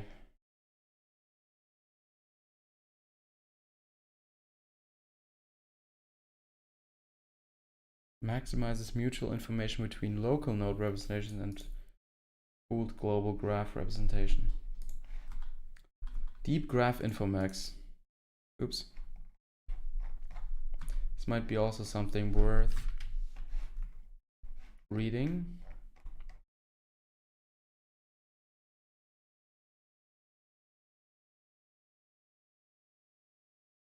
Okay, let's read this. Test receiver operating characteristics, area under curve scores obtained by different pre-training strategies, where the scores are averaged over the 40 fine-grained prediction tasks.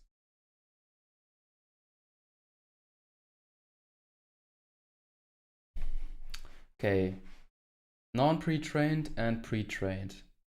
Graph level pre-training plus masking, graph level supervised pre-training only, and only masking. Oh, we see a significant boost in performance but this is training. Is this on the downstream task? Of different pre-training strategies on GINs.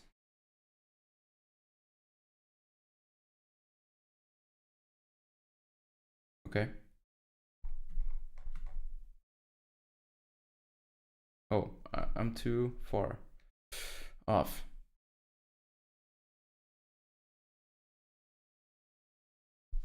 Okay, what is this here?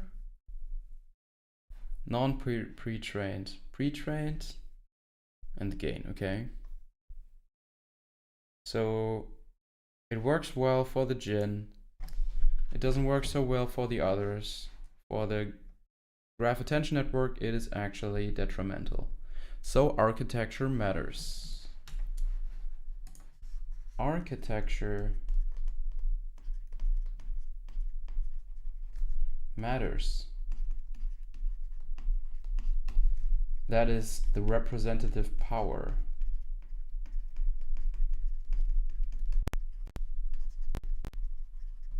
Of the model, which was shown in the previous paper.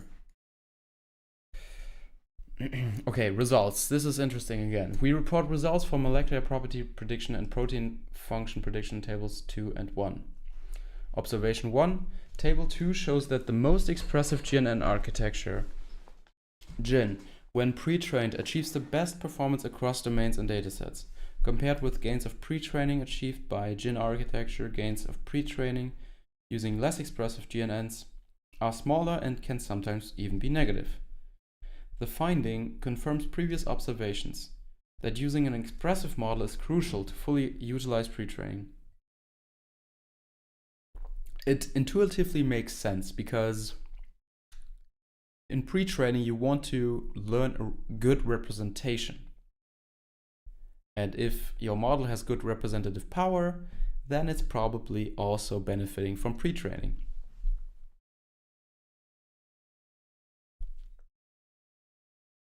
As seen from the shaded cells of table 1 and highlighted region in the middle panel of figure 3, the strong baseline strategy that performs extensive graph-level multitask supervised pre-training of GNNs gives surprisingly limited performance gains and yields negative transfer on many downstream tasks.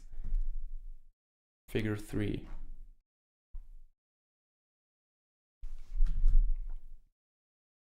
No pre-training.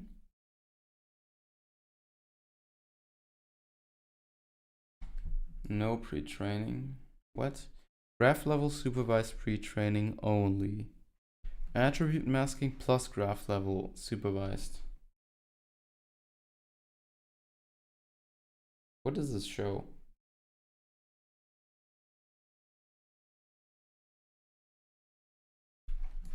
Let's read this. Protein function prediction using different pre-training strategies. Left.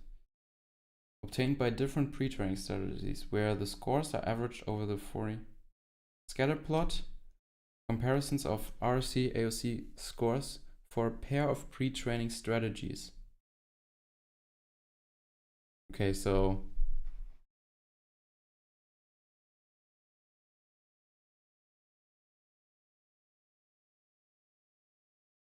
pair of pre-training strategies.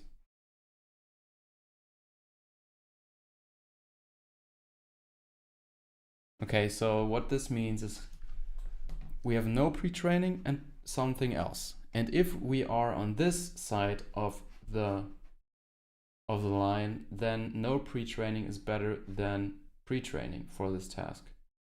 However, if we are on the other side, the pre-training is better. And of course, we want to see all of the dots here where we did pre-training.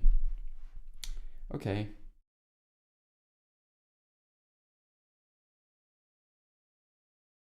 Graph level supervised pre-training only.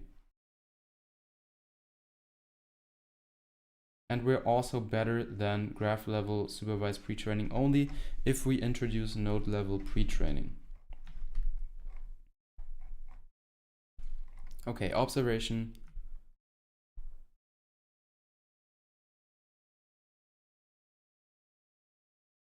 Okay, only doing graph level pre-training isn't really beneficial. We see that another baseline strategy which only performs node level self-supervised training also gives limited performance improvement and is comparable to the graph level multitask supervised pre-training baseline. From the lower half of table 1 in the right panel of figure 3, we see that our pre-training strategy of combining graph level and multitask supervised and node level self-supervised pre-training avoids negative transfer across downstream tasks, datasets, and achieves best performance. Furthermore, observation 5, from table 1 and the left panel of figure 3, we see that our strategy gives significantly better predictive performance than the two baseline pre-training strategies, as well as non-pre-trained models achieving state-of-the-art performance. Specifically in the chemistry datasets, we see from table 1 that our context prediction plus graph level multitask supervised pre-training strategy gives the most promising performance, leading to an increase in average ROC-AOC of 7.2% over non-pre-trained baseline and 4.2 over graph level multitask supervised pre-trained baseline. My goodness. On the HIV dataset, where a number of recent works have reported performance on the same scaffold split and using the same protocol, our best pre-trained model achieves state-of-the-art performance. In particular, we achieved ROC-AOC scores of 79.9%, while best performing graph models had ROC-AOC scores of 76.3, 77.6, and 76.2% respectively. Okay, let's continue with the next observation. In the chemistry domain, we also report performance on classic benchmarks in Appendix B. However, as mentioned in section 5.1, the extremely small dataset sizes make these benchmarks unsuitable to compare different methods in a statistically reliable way. Observation 7, beyond predictive performance improvement, figure 4 shows that our pre-trained models achieve orders of magnitude faster training and validation convergence than non-pre-trained models. For example, on the MUV dataset, it took 1 hour for the non-pre-trained GNN to get 74.9% validation, while validation ROC-AOC, while it took only 5 minutes for our pre-trained GNN to get 85.3% validation ROC-AOC. The same trend holds across the downstream datasets we used, as shown in figure 5 in Appendix 1. We emphasize that pre-training is a one-time effort. Once the model is pre-trained, it can be used for any number of downstream tasks to improve performance with little training time. As a final remark, in our preliminary experiments, we performed the attribute masking and context predictions simultaneously to pre-trained GNNs. That approach did not improve performance in our experiments. We leave a thorough analysis of the approach for future work. Okay. Let's look at the appendix, because I thought they introduced a new way of handling edges. Yeah, and here it is. Details of the GNN architecture. This I'm actually interested about. Okay, so they show, their paper is about showing that you can pre-train a GNN by both using node level pre-training and graph level pre-training, and then improving performance on downstream tasks. And they outline different strategies for pre-training the GNN, and they show that you should probably do both node level and graph level pre-training to get the best performance. Okay, let's look at the GNN architectures. For both names, we use the GIN architecture with some minor modifications to include edge features. So they now use edge features as well as center node information in the protein ego networks. So the original GIN was not using these. Molecular property prediction. In molecular property prediction, the raw node features and edge features are both two-dimensional categorical vectors, denoted as IV1, IV2 for node V and edge E respectively. Note that we also introduce unique categories to indicate masked node edges as well as self-loop edges. As input features to GNNs, we first embed the categorical vectors by embed node.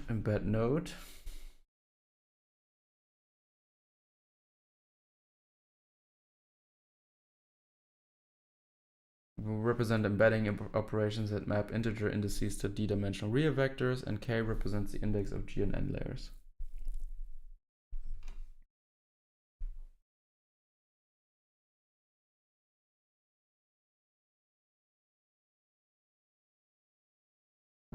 Okay.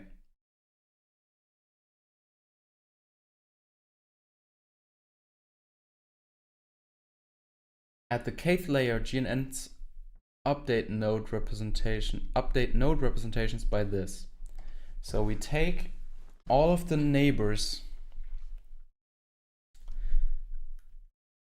we sum all of the neighbor representations, and then we add all of the edge representations of the neighbors.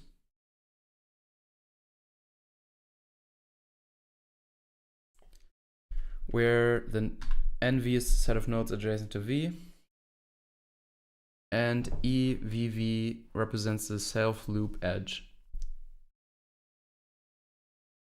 Note that for the final layer, K is equal to K, we removed the value from equation A.1 so that HVK can take negative values. Okay. This is crucial for pre-training methods based on the dot product. Example given context prediction and edge prediction, as otherwise the dot product between two vectors would be always positive. Yes. So ReLU always has a positive output, so we remove it for the last layer, makes sense. The graph level representation HG is obtained by averaging the node embeddings at the final layer. Okay, the layer prediction is made by a linear model on top of HG. In our experiments, we set the embedding dimension D to 300 for MLPs in equation A.1. We use the ReLU activation with 600 hidden units. We apply batch normalization right before the ReLU and apply dropout at all the layers except the input layer. Okay, so and then they have different variations. Here, for example, they concatenate. So they don't add, they concatenate the two.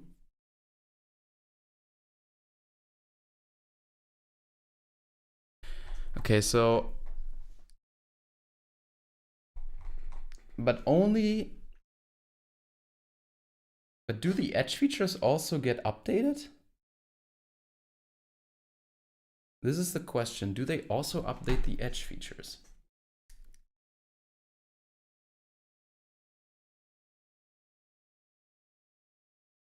Do they update edge features?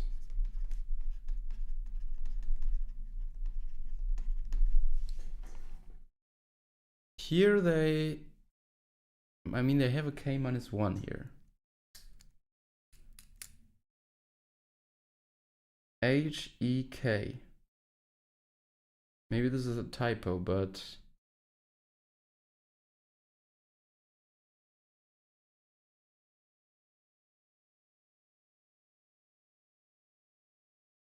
they're only HEK.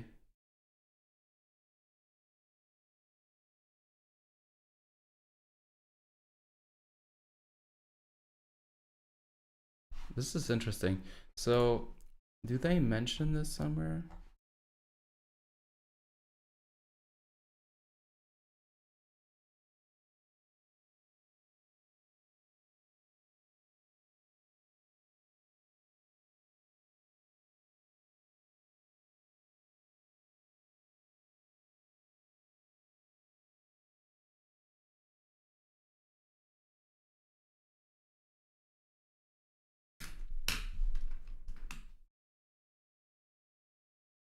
Are edge features updated in graph isomorphism networks with edges?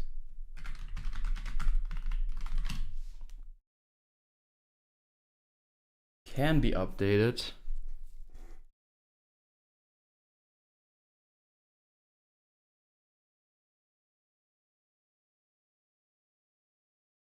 Edge features are treated as learnable, multi-dimensional attributes.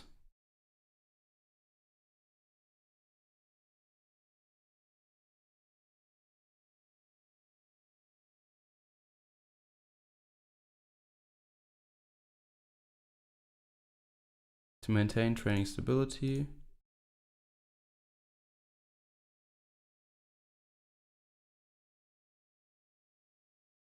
Yeah, so this is a question. Do they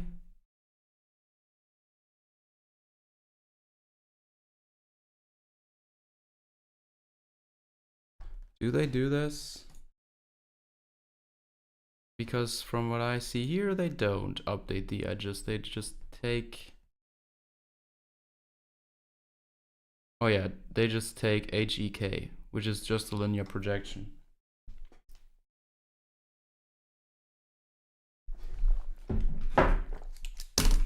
No, so the answer to this is no, but you could.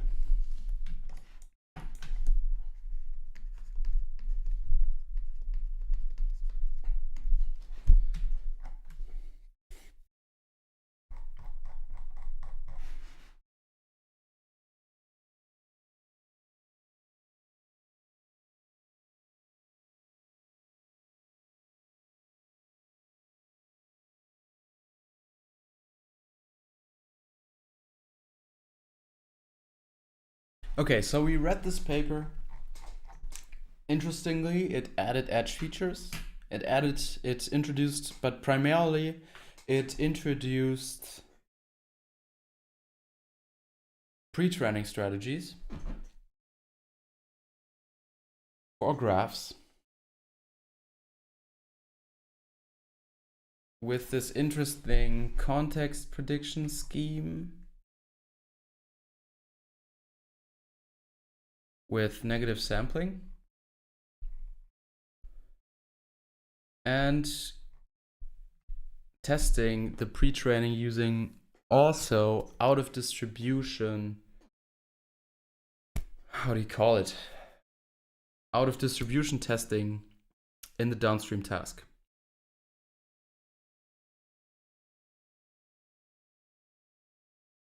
Okay, so interesting. That's it for today. We'll see if I come back tomorrow, but I want to implement something. I want to implement a graph neural network and see how it goes, whether we can learn something. Yeah, until then, I wish you a nice rest of the day, and I see you in the next one.